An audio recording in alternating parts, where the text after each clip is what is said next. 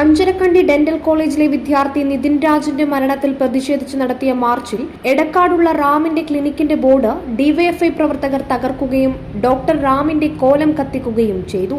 നിതിൻ രാജിന്റെ മരണവുമായി ബന്ധപ്പെട്ട് 2 കേസുകളിലാണ് ഡോക്ടർ റാം പ്രതിയായിരിക്കുന്നത്.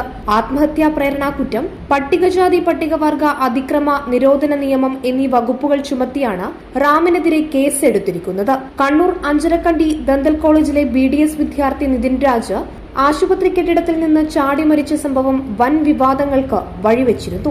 വകുപ്പ് മേധാവിയുടെ ജാതി അധിക്ഷേപമാണ് മരണത്തിന് കാരണമെന്ന് കുടുംബം നേരത്തെ ആരോപിച്ചിരുന്നു. മകൻ ആത്മഹത്യ ചെയ്യില്ലെന്നും തള്ളിയിട്ട് കൊലപ്പെടുത്തിയതാണെന്നും കുടുംബം പറഞ്ഞിരുന്നു. പ്രതിഷേധങ്ങൾക്കൊടുവിൽ ആത്മഹത്യാ പ്രേരണാ കുറ്റത്തിന് പ്രതി ചേർക്കപ്പെട്ട ഓറൽ പാത്തോളജി വിഭാഗം മേധാവി ഡോക്ടർ കെ റാമിനെ സ്ഥാപനത്തിൽ നിന്ന് സ്ഥിരമായി പുറത്താക്കാൻ കോളേജ് മാനേജ്മെന്റ് തീരുമാനിച്ചു. Prime vision news, Iritty.